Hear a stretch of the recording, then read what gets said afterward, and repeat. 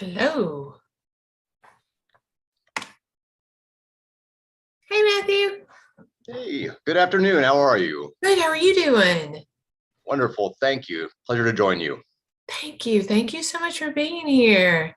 And thank you to those of you that are watching us on our Vimeo, on our website, or possibly on Facebook.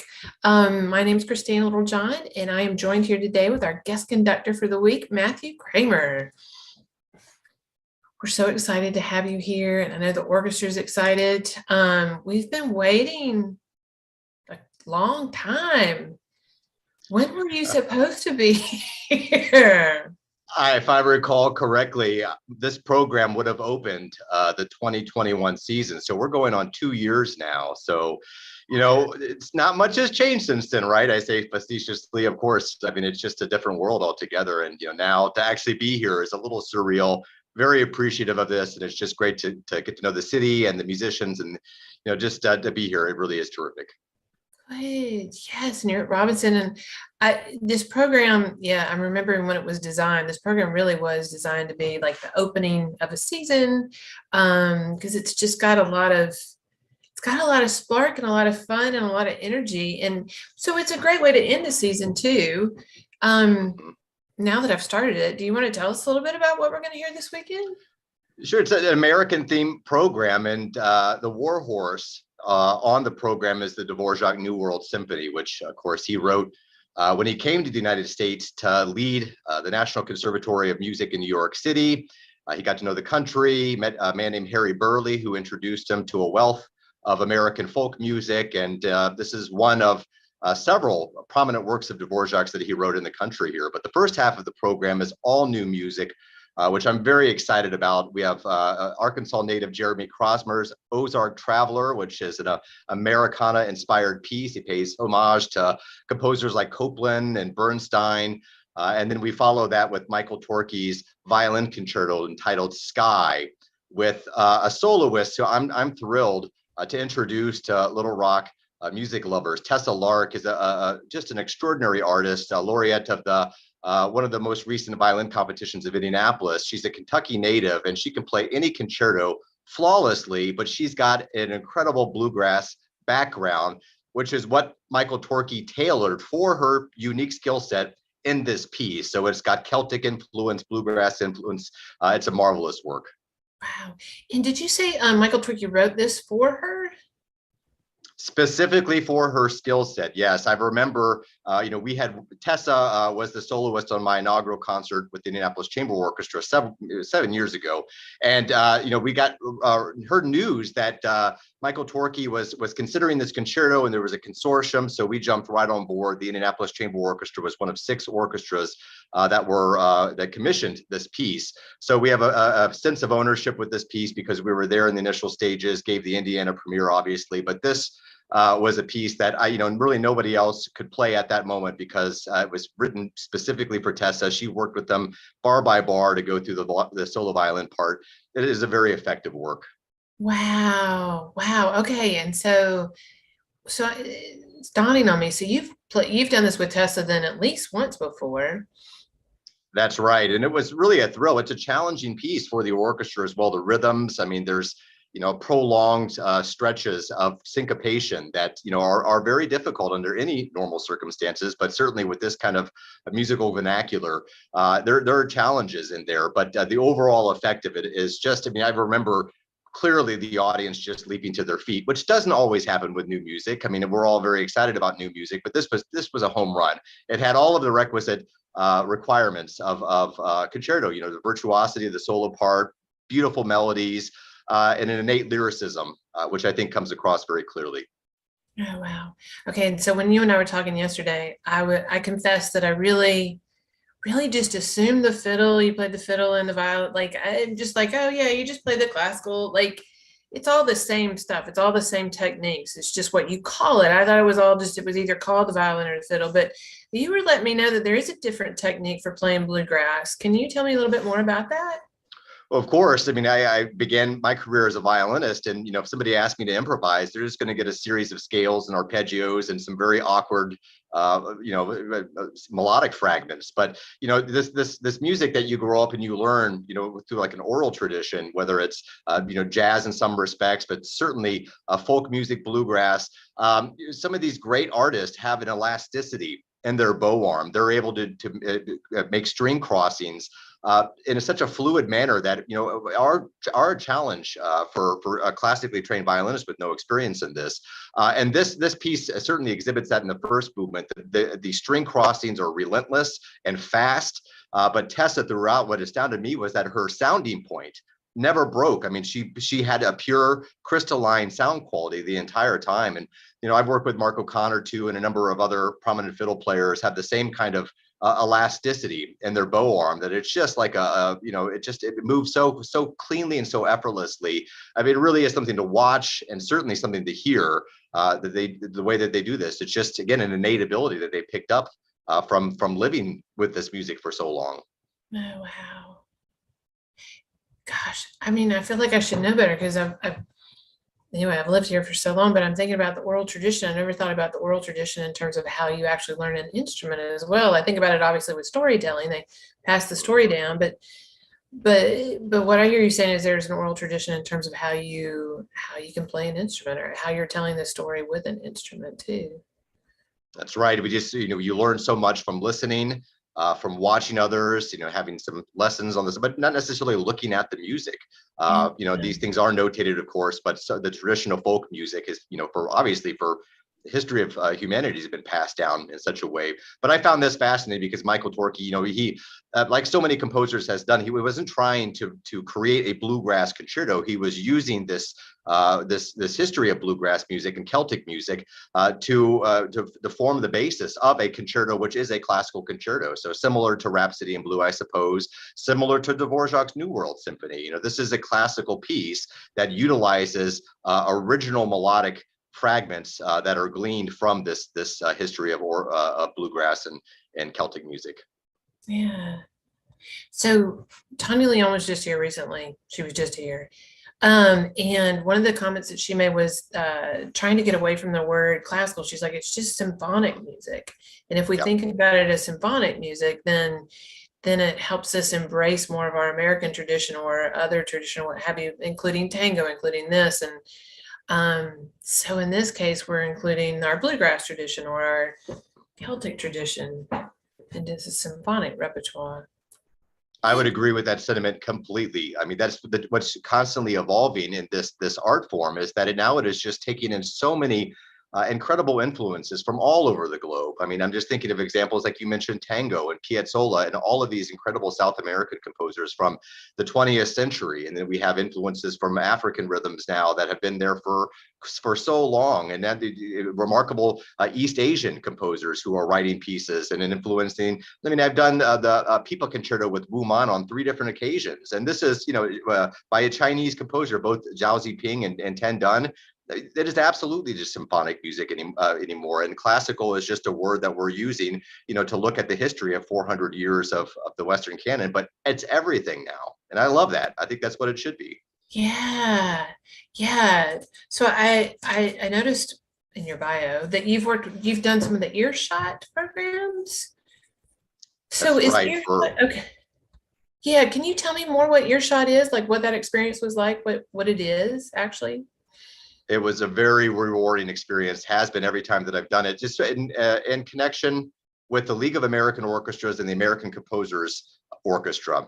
And it provides an opportunity for young emerging composers to have their pieces workshopped by a professional orchestra. And it's very intensive and very hands-on.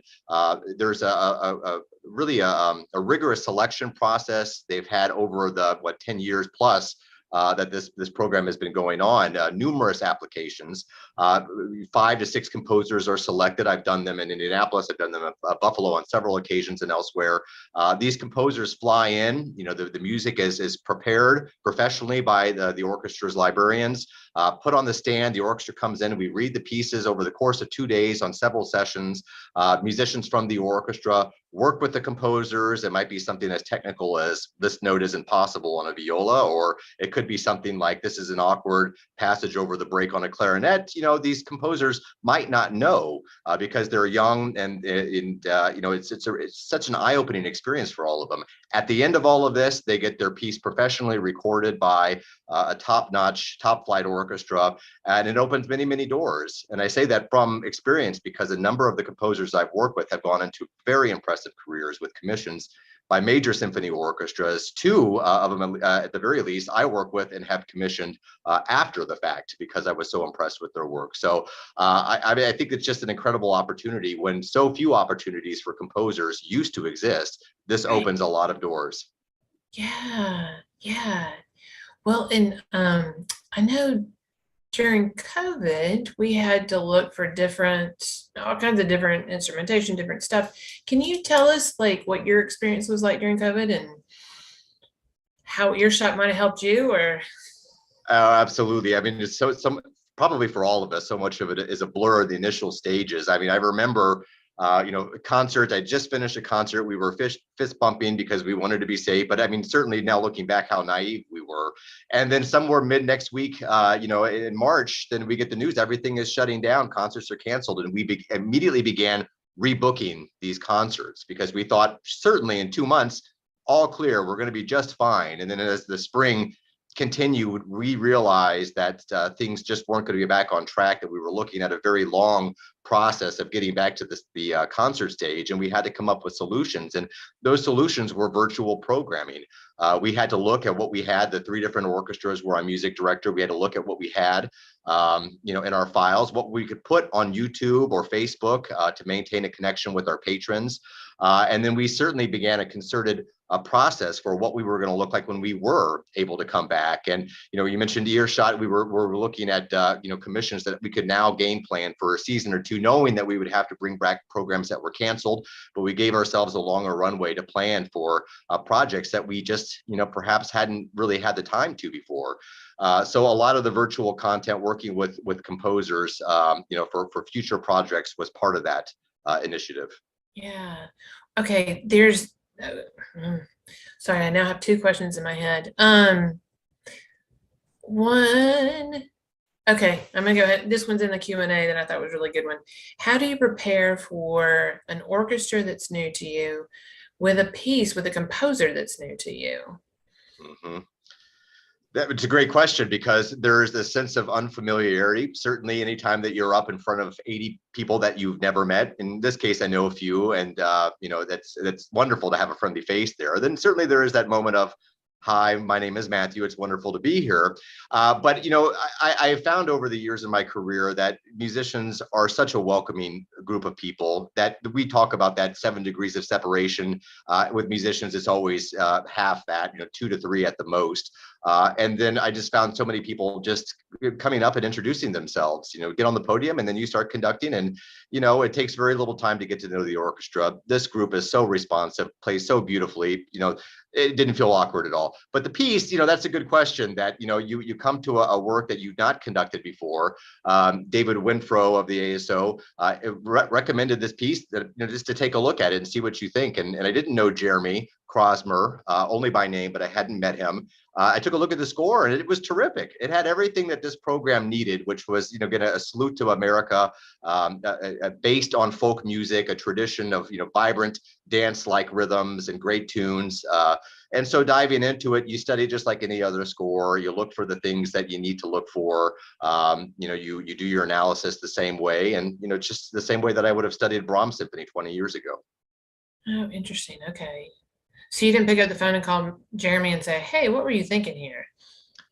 Everything's by email these days, so it was so okay. easy. I could just email him a couple questions, and he was immediately responsive. And what an artist! I mean, a cellist with the Detroit Symphony and composer. He wrote this piece, Ozark Traveler, when he was a composer in residence for the Grand Rapids Symphony. So it has been played before. I was able to listen to an archival recording of it just to see what they did with it, and just very impressed again with for such a young musician, to have so many hats that he can wear, effortlessly as a performer and as a composer. Oh, so you did reach out to him. Okay. Absolutely. And I mean, the questions were, we don't have this luxury with Dvorak, obviously. I mean, we're Right. joking, there's a 50-page critical commentary of the New World Symphony and pours over every single measure and whether it's what kind of an accent or what dynamic or what articulation. But he's been gone for 100 years. With new Right. music, you have this kind of tangible connection with the person who wrote it, and sometimes they change their mind. So Jeremy was incredibly responsive and came back with some really wonderful insight of things that I hadn't considered about his piece. Oh, neat. Yeah, and I get okay. Well, and his sister's in our orchestra. That's right. Very musical family. Yes. Yeah. Yeah. Yes. I think in the original plan he would have been here, but he had to work in Detroit this week. That's Um, right. yeah. So okay. So back to COVID. So I'm gonna ask that question that I also had in my head with just thinking about like during COVID, I know once we all realized that we had to do something, one of the things I was thinking about was just the different composers and that the knowledge base that you might have had to have when it came to programming. Like what did you look at when you were looking at new programs or how to serve in a different ensemble or was it even a different ensemble since you have a chamber orchestra? I did some guest conducting in a few places, and certainly we were all looking to each other in solidarity for, how do we proceed when we go back? How are we going to be on stage? We were dealing with the information that we had at the moment, and it was 12 feet of separation. I mean, in my goodness, we did the best we could. We all did, but it's just antithetical to music making to be separated by such a distance because we were on the breath with each other. We need to be able to see each other's expression, to feel, as well as listen. And here we're all spread out, and we had plexiglass between everybody. And I saw some pictures in Europe or Asia where they were putting people in plexiglass boxes for safety. So my goodness, we were really looking for our colleagues for ways forward, and everything had to be small. Anyone that had the Mahler symphonies programmed or Perez or you name it, I mean, everything had to go small. So I was very fortunate to conduct a top flight chamber orchestra because this was our repertoire already. I love the chamber orchestra repertoire. For the past 15 years, I've been conducting chamber orchestra repertoire. So, we were looking already in our catalog of things that we had in our library that we could put on stage starting in September of 2020 to record virtually and offer to our patrons. We started selling the virtual concert hall pass. So we didn't lose any services at the Indianapolis Chamber Orchestra. And then I just took that template to the other orchestras where I work. And I said, here's the music we're going to play. And we rehearsed, certainly not the same way because no one was accustomed to sitting 12 feet apart from each other, but it Right. evolved. And, we came out of it in the spring of 2021 with audiences in the concert hall. Yeah. Um, okay. So I'm gonna ask a question more about you this time. So Mhm. you how one of the questions is, do you play any instruments other than violin? And then I would like to ask the question of how did you start playing the violin? Of course, I do play viola occasionally when called upon. Piano well enough to work with my son. He takes piano lessons, and I'm there, and I can read through scores and but I would never perform publicly. And I've tried my hand at a few things, and I'm terribly. So I stick with violin. I still play chamber music in the summer with colleagues and enjoy that. But the story is, I suppose, interesting, and I'll give you the short version. I grew up in Richmond, Indiana. I think it's still considered the RV capital of the Midwest. There wasn't a lot of music in Richmond, Indiana, but there was a phenomenal teacher that lived there, Carolyn Klimperer Green. She's related pretty directly to Otto Klimper, the German conductor, and Bernard Klimper, who was on Hogan's Heroes. How this family came to Richmond, Indiana. Her father was a farmer, but he also had a Stradivarius and a Guarneri del Gesù. So this was a very musical family. My older brother came home one day when I was in 5th grade and said, it's about time someone in the Kraemer family learned how to play a musical instrument, but I'm not going to do it. So I signed you up for violin lessons. And then that's how I began kicking and screaming for the first couple of years. But somewhere around middle school, I began to really appreciate it. And high school certainly fell in love with it. And that's where I am today. Yeah. Did you ever get to play the Stradivarius? Yes, I did. And she was always, you could tell that it was, here you are, now give it back. And it was an extraordinary. And I played, these instruments are, 17th century instruments, you can't, it's real. I always think of this, it's at an age where technology is constantly changing and we always have to get the newest this. I think it's fascinating that this instrument that's 400 years old is still, cannot be improved upon. These makers, I mean, it really is a work of art, and that's why they cost what they cost. Yeah, right. Yeah, I loved the movie The Red Violin. Did you see that? And a beautiful score. Oh, absolutely. A beautiful score by Corigliano. And you can perform that with the film and live orchestral accompaniment. It really is a very beautiful project. Yeah, that was really eye-opening for me. It was just so cool to watch the life of the violin. And all of the different hands that have gotten the stories that you tell. And I mean, it really is. I mean, that bit of history that gets passed down. These instruments are named after famous musicians that have played on them, the X this, the X that. And, just to be in that moment at that time period, to be, if the varnish could talk and show you that image, of what that slice of history would have been like. I'm always fascinated by that. Here's another question. All right, who are your favorite female composers and what works of theirs should we listen to besides Florence Price, of course? She's number one. Of course. Right. Arkansas's own. I think there are a lot of living composers whose music I'm very attracted to. I'll mention, first of all, Jennifer Higdon, who we had talked about. Very prominent, award-winning female composer, and I'm delighted that the Indianapolis Chamber Orchestra has joined another commission for her Cold Mountain Suite from her opera that she wrote several years ago. So she's a composer I program frequently, as well as Gabriella Lena Frank, who is a marvelous composer. And Andean Walkabout is a work for strings, and the Concertino Cusqueño is a work that I do quite often. She's working on an opera right now.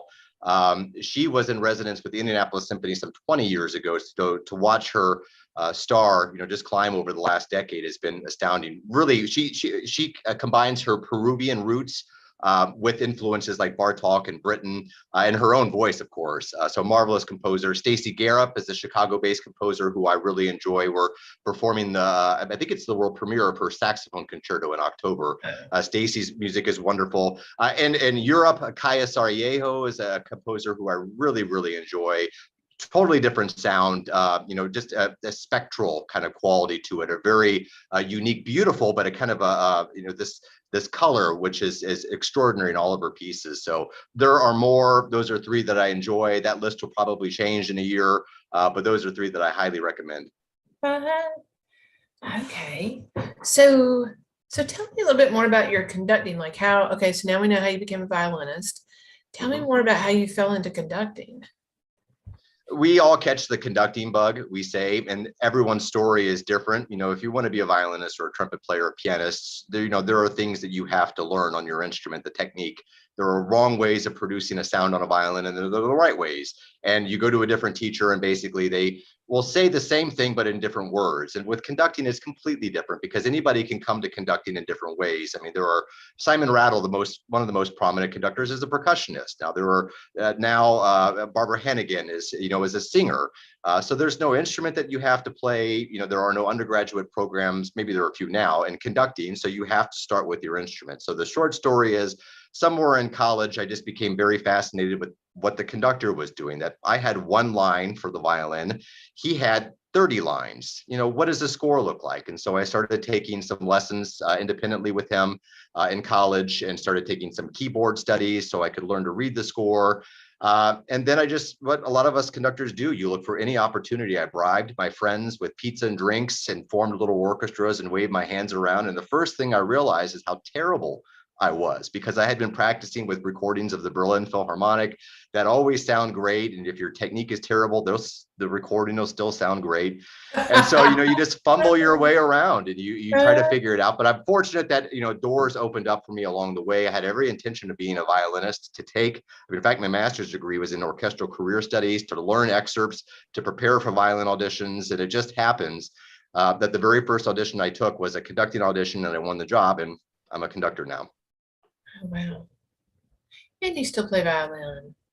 Yes, I think it's important. I think it's important just to maintain that connection to actually being able to produce sound, to actually physically make music instead of just, no, faster, slower, longer, conductors, they say that we play this incredible instrument, and there's some, truth to that you have an important role, but we're not physically making sound. So chamber music is still a passion of mine, and I believe that it makes me a better overall musician, and certainly a better conductor if I maintain that connection to making music.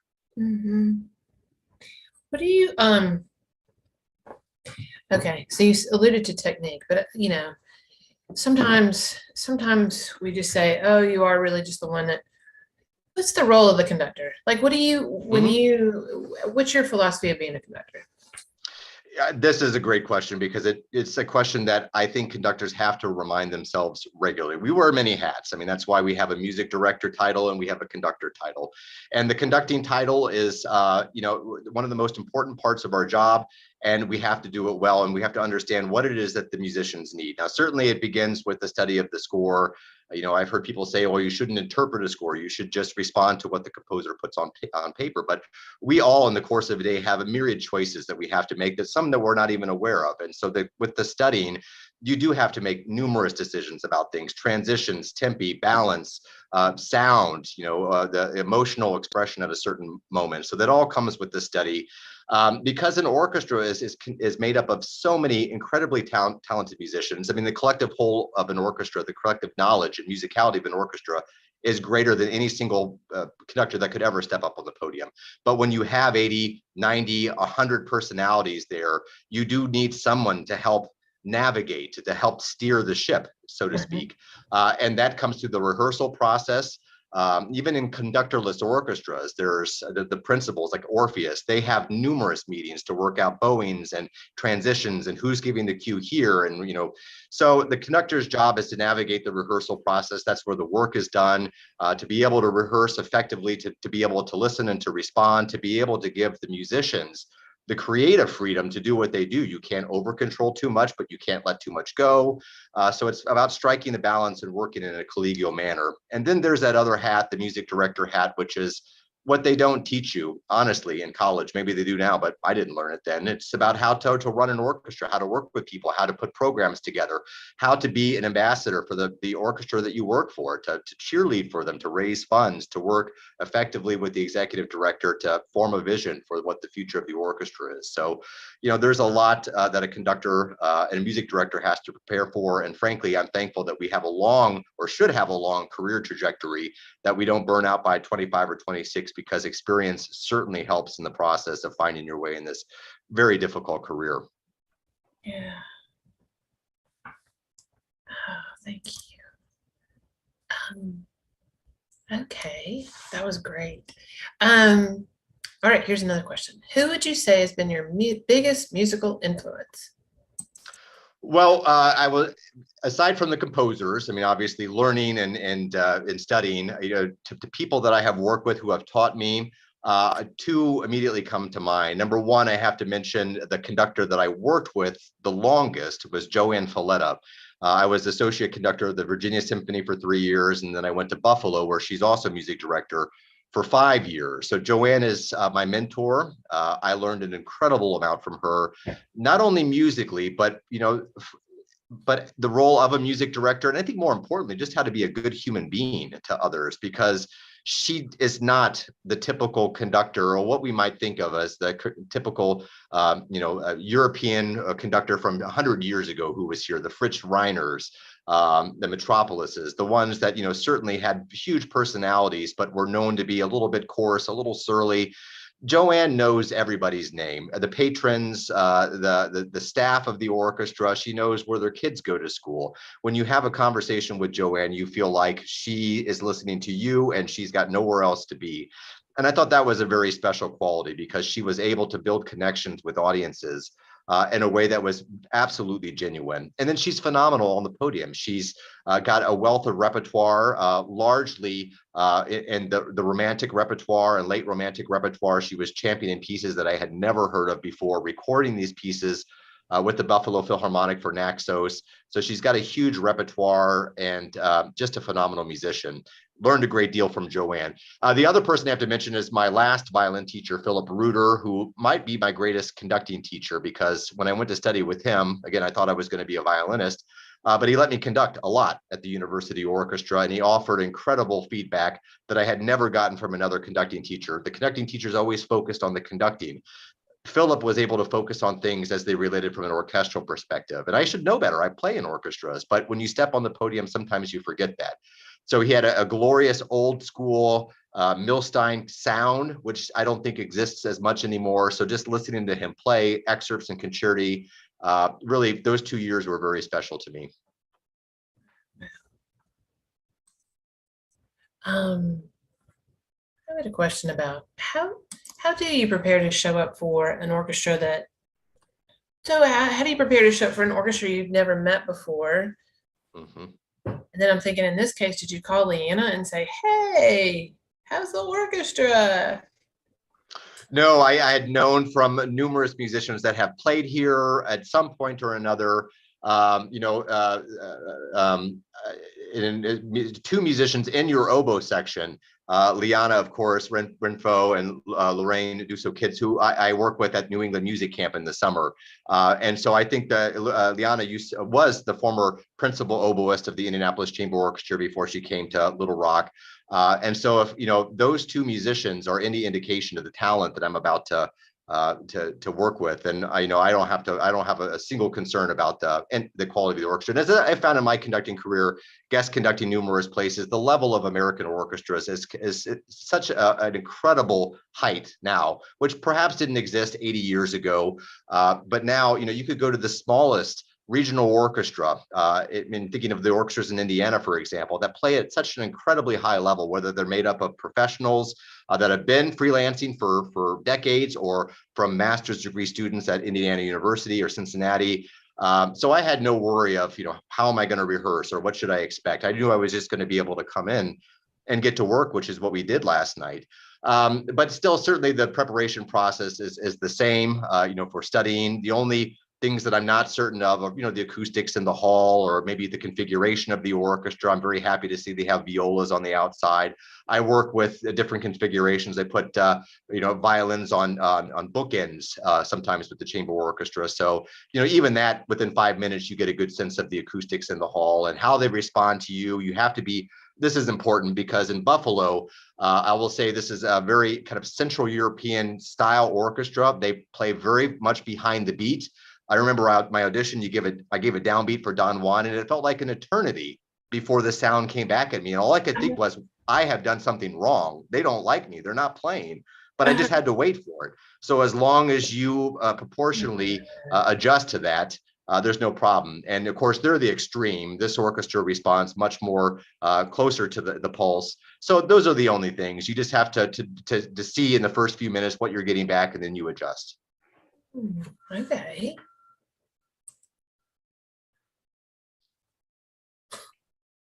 Okay. Sorry, these are good. All right, here's one. Do you have a desert island piece, something you would never get tired of studying or performing? Oh, when I'm asked about my favorite composers or favorite pieces, it changes, of course, and it does for all of us. But I've found that I'm pretty consistent in picking things that I really have never conducted and probably won't have much opportunity to conduct in the future. I mean, I love Bach. I know I appreciated so much your Bedtime with Bach series the last 2 years. Bach is a composer that I revere, and I do some Bach, but pieces like the St. Matthew's Passion, the B minor Mass, I mean, it's just going to be difficult for me to program because they're such large works, and you have to have a chorus trained to be able to sing. And, the course, I would love to have hands on period instruments, but at least period performance practice. I love Janacek, a Czech composer who wrote surprisingly very few orchestral works. I mean, the works that he did write are huge. The Sinfonietta calls for like 10 trumpets, including bass trumpet and all of this, for a piece that's 20 minutes long. So it doesn't even fill up a second half of a program. You have to program around it, but you have to bring in all of these extra people for it. And his operas are outstanding, but to try to get, an opera company to sign on, I mean, unless it's the Met or San Francisco or possibly Seattle or Houston, they don't undertake those kinds of things. But these are pieces that I enjoy. listening to, studying, and knowing that I'm never going to conduct them more than likely. I love Carl Nielsen, a Danish composer whose work I have done quite a bit of. Maybe not on the same level of recognition in this country as Sibelius, another Scandinavian composer, but I would take all 6 of his symphonies to a desert island. I would smuggle them in my suitcase if I was only allowed one, because I couldn't pick between which one I like more. But that list changes. I went through a French stage where it was all Debussy and Ravel and Chasson. But here's where I am now: Nielsen, Janacek, and of course Mozart and Haydn. So I'm taking all of that with me if it comes down to moving to that desert island.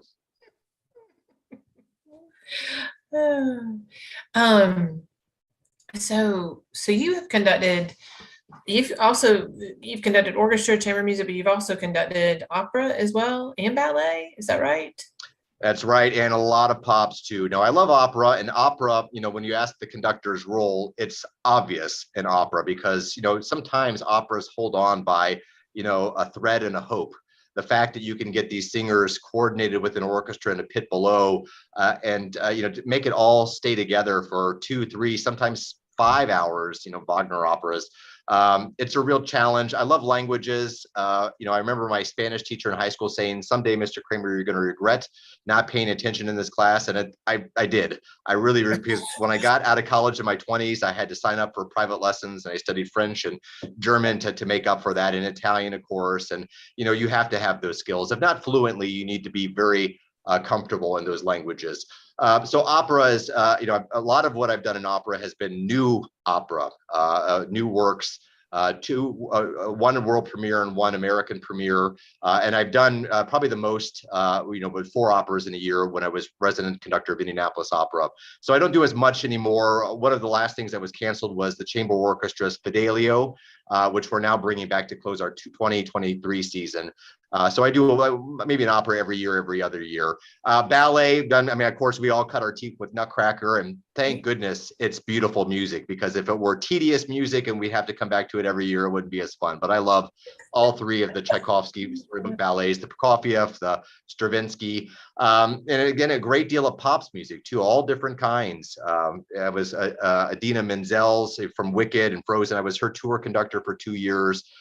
So I consider this an important part of my development, to have been versed in so many different kinds of music and know what you need to do as a conductor in all of these different styles. Yeah. How'd you get hooked up with her? It's curious. I conducted the Jacksonville Symphony quite regularly about 10 years ago, a couple times a season. And I got a phone call from their general manager saying, there's this Broadway singer, she's pretty well known, named Idina Menzel, and she's never worked with the symphony orchestra before, but she's going to try out a new show here in Jacksonville. And I guess the reason was that she didn't want to try it out in New York City or San Francisco. She wanted to give it to, with a really terrific orchestra at a place that might not be, if she did poorly or if the charts didn't work out, skewered. So I was doing some education concerts with them. I met Idina, and she was a little nervous. Just how does it work? I mean, she had worked with the pit orchestras before in Rent and Wicked, of course. And here's a full symphony orchestra. And she was such a natural, incredible singer and such personality. I mean, the only thing that I had to tell her, honestly, was that some of your language was a little colorful for a traditional symphony audience. She would like to tell jokes. And it was funny. The people, the audience loved it. The orchestra loved it. But what changed is when Frozen came out, and then you look out in the audience, and all of a sudden, instead of the Broadway crowd, you had 8-year-olds. So then she immediately changed her rapport with the audience at that point. But just stellar. And she was able to do a whole catalog of different musical styles, not just her Broadway stuff. So really terrific singer. Now what made you give that up? Well, she just stopped touring. I mean, then she Okay. went to smaller ensembles. I mean, there was a span of 2 years where I was living out of a suitcase quite a bit, in addition to my duties in Buffalo and elsewhere. And so she did that tour for about 2 years and then went down to a very small ensemble. And then now she's not touring at all. So, I got a phone call a couple times and it didn't work out with the schedule, but she's scarcely touring with symphony orchestras now. And she recorded her Barefoot at the Symphony program with Marvin Hamlisch before she passed. So, you can see the symphony show. It's available for either purchase or rent. So Matthew, I'm sitting here thinking about all that touring, living in your suitcase in Buffalo, and you have a family. Did that family come after all that touring, or were your family How have you coordinated your family and all of this work? That's the difficult part. And I did a lot more traveling when I was younger, right when my first son was born. He's about to turn 10. So that was, really the first year. My wife is incredible. She's an animal lover. She was an equestrian, and then she became a veterinary technician, and now she's working at my youngest son's school. So she was really the glue that held everything together. Certainly, she took a little time off, but then she was working and picking him up from daycare. So that was difficult. I would leave at the last minute and get back as soon as I can, basically. So you get to visit these places and you get to see what you do, but then that you have to get back as soon as possible. So we made it work. When my youngest son was born, then certainly a lot of things changed. By that point, I had already moved on from Buffalo. Like I mentioned, I have 3 music directorships now, and I'm able to get to and from pretty quickly. And we have a system worked out. Kids are always happy to see daddy. Sometimes they expect that I'm going to bring presents back, a little more often than I do. But we're able to make it work. And thankfully, I'm not traveling like some of my conducting colleagues do, who really do live out of a suitcase and they're off to Europe. And I admire that for them, but that's not anything that I want. Mm-hmm. When you're not conducting or doing anything musical, what are some of your other hobbies? What are some of your Sure. Cooking, running, and reading are the 3 that I always list on my bio. I love cooking. I love food. I've had already 2 great meals here in Little Rock, which I was at the Capitol Hotel last night, had a wonderful, wonderful meal. So I love cooking because it's like a process of just, you've got the map, the recipe, or whatever you're trying to use, and then you kind of wander off and create your own thing. And if there are problems, then sometimes you figure it out. So there's some similarities to conducting in that. And I like to eat good food.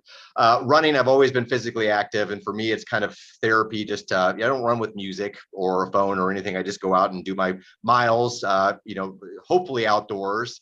Where we live, we have a nature trail, which is very, very nice. And reading, I've always loved reading. I was a philosophy major for 2 years, as I joked with you. I mean, I found out very quickly that if there's any career with less likelihood of getting a job than music, it was philosophy. So I'm grateful for the 2 years that I studied and read. And so I still enjoy reading. And when I can, I pick up books that are projects that I put off and, use the summertime to catch up on things. Yeah. Yes, I almost went into, I love journalism. And so I think now I'm like, oh, I could have been a cello player or a journalist. So also, I would not have been a good career choice where we are now. Okay, so you've studied in Vienna. So you've studied a lot of places, Vienna, New England, Aspen. Is there any that you thought was, oh, that was my favorite, or I have to go back, or do you just love them all? I'm grateful now. I can look at hindsight to what I gleaned and what was retained from those experiences. Certainly Aspen, the 2 summers that I studied with David Zimmern with an incredible group of talented conductors. I mean, you look at a lot of young conductors now, you'll see Aspen, whether it's with Zinman or Robert Spano, who's there currently. That is kind of a hub for so many people. And I was there the 2nd and 3rd year that the American Academy of Conducting at Aspen studied. So I look at my classmates, they're in conducting positions all over the world.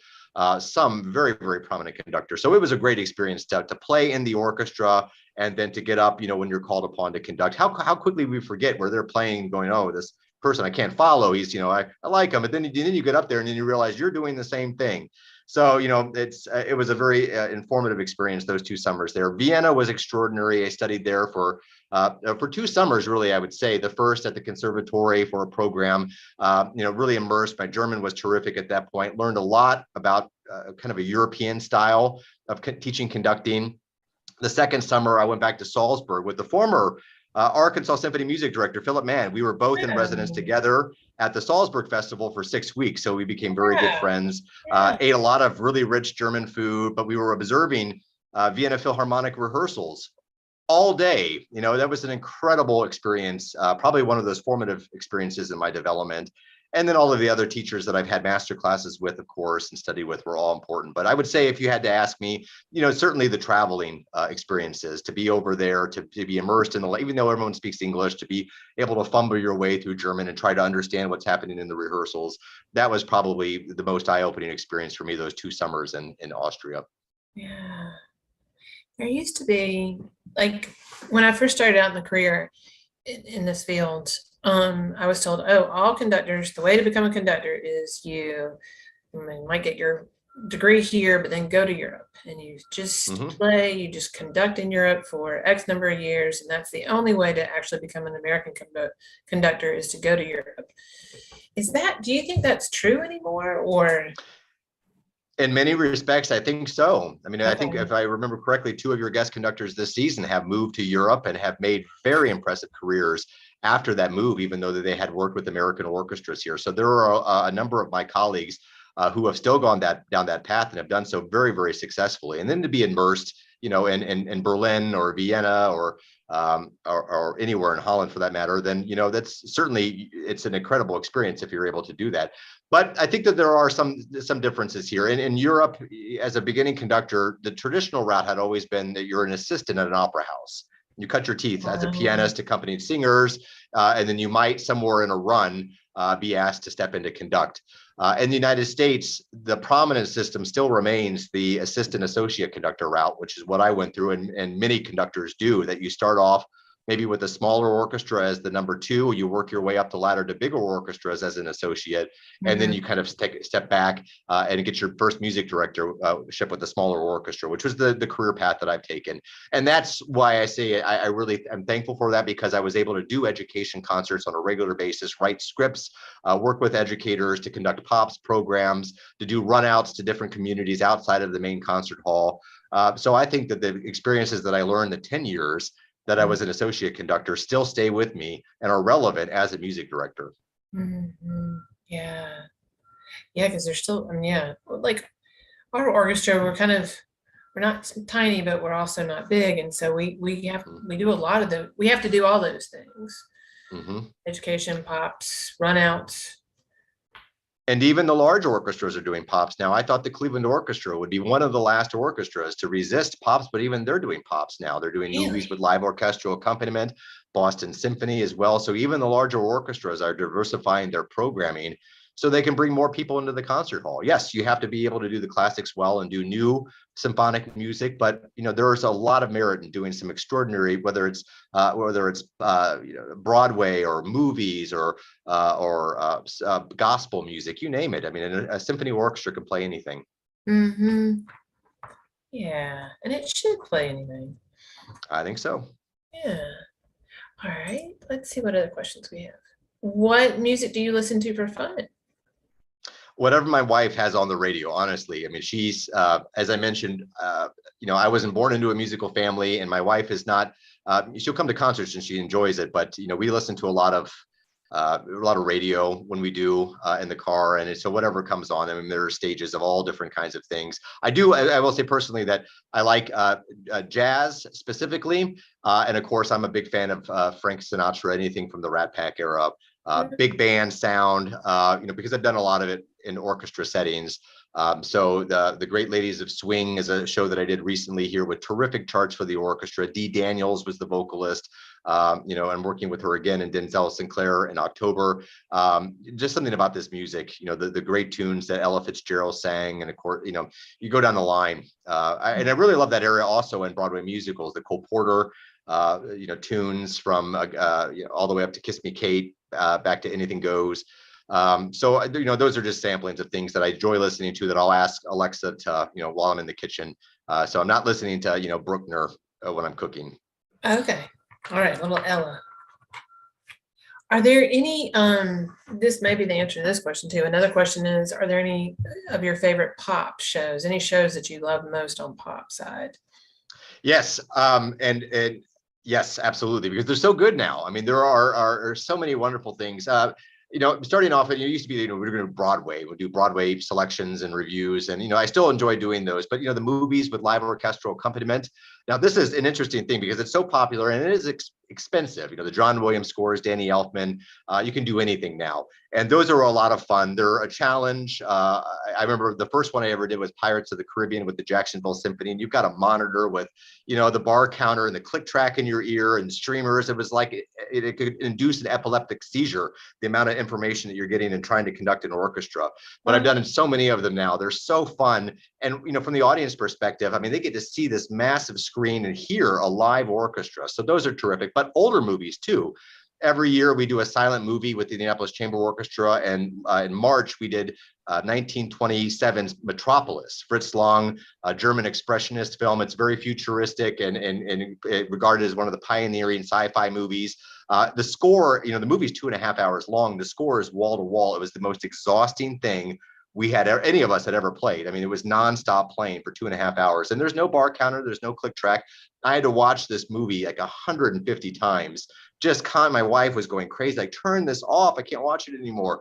But what a classic to be able to, it's not just the modern stuff. These old Buster Keaton movies, Charlie Chaplin movies, they're terrific. And I guess you would consider them pops. I've done rock shows. The music of Brent Haven's scores for like Pink Floyd. I don't conduct those, but I've seen those pop shows. And then they've got the lights, terrific singers. So those are always extremely popular. You did Cirque du Soleil, and all the different iterations. Those are terrific. There are too many pop shows to mention, but I already discussed the big band stuff, which are terrific. The Jeff Tyzik shows, he's the pops conductor for 27 different orchestras, it seems, but he's based in Rochester, where I am every year. He does his charts. They're terrific. I guess to finish this thought, I love pop shows that have something for the orchestra to play, that they're not just playing whole notes, that they're utilized effectively. And you get that in so many different pops programs. Now it's really a good time to be a music lover for things that aren't just what we consider traditionally classical. Mm-hmm. Have you ever done the movie Gladiator? I've not. No, it's on a bucket list, and I know it's available. But that's the Hans Zimmer I really like. The Hans Zimmer from Lion King and Gladiator is a terrific score, and I like, for example, the Batman trilogy that they did. But I've got to take a little bit of there's just not a lot for the orchestra. You take Gladiator and you put it in a concert, and it sounds effective. You take the Batman scores, which really just have these kind of low, ominous brass tones and a bunch of percussion that they bang, and it doesn't go over as well without something visually to look at. And that's what we're getting with a lot of action film scores these days, are the effects, but not the themes of John Williams, for example. So I'm a big golden age of Hollywood guy. I love Korngold, Max Steiner, Maurice Jarre, Rocha, Ben-Hur. If you think, for example, that's the sound that John Williams came from. So that's what I really enjoy, is that era of filmmaking. Okay. Yes. Well, I think Gladiator. we have a discussion around Gladiator. I love the movie Gladiator, but then it was like our pops concerts are attended to by a lot of kids, and so it's always been like, can we really show Gladiator to a bunch of children? No. So. That's exactly right. I mean, these are things that we normally think about with music that we program on a symphonic series. But you do have to think about these things, certainly with movies that you program, whether the PG and to G. Pirates of the Caribbean was great because there were intense scenes, but still, it's got a PG rating. But certainly with Gladiator, you have to consider some of those things. And there are other movies. I remember we did Psycho for 2 different. And that movie's been around for ages. But I remember asking everybody, for what we're about to spend on this project, are you sure that this is suitable for our community? And everyone was like, yeah. They didn't know until we actually did it.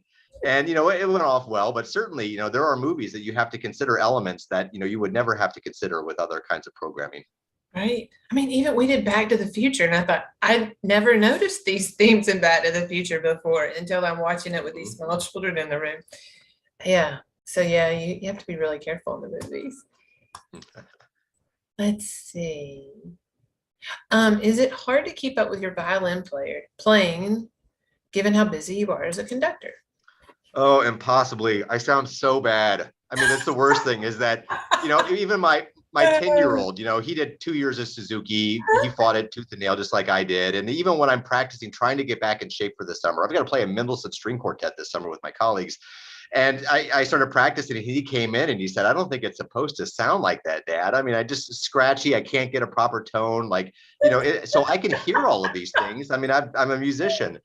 So it's difficult. I wish I were like riding a bicycle. I would say that I get better in spite of myself sometimes. I was always very regimented with my technique when I was younger, and I would practice scales and etudes and arpeggios. So that's something that I always did in my late teens and 20s. So because of that, I feel like I know, the 45 minutes a day kind of thing that I need to do. And of course, Bach is very helpful. But I do not anticipate ever playing a Paganini Caprice again. or playing a concerto. The last concerto I played with the orchestra was in my master's degree, the Elgar Violin Concerto, which is huge. And I will say that I've climbed that mountain. I'm fine if I never get back to that point with my technique. I just want to be able to play chamber music. So the answer to that question is yes. I carve out time when I can, but I can only do what I can do now, unfortunately. Yeah. And what you're doing now and this week and this weekend is conducting the Arkansas Symphony Orchestra, the wonderful program of Dvorak New World, Michael Torkey Sky, and Jeremy Kraemer, Ozark Traveler? That's right. Ozark Traveler. When you looked at those, I know we're running out of time, which is why I said that, because the concerts at Robinson, I'm gonna go ahead and say it real fast, concerts at Robinson, Saturday night at 7:30 and Sunday at 3. And there's a pre-concert talk where you're talk more about the music there. Pre-concert talk starts at 6:30 on Saturday and then 2 o'clock on Sunday.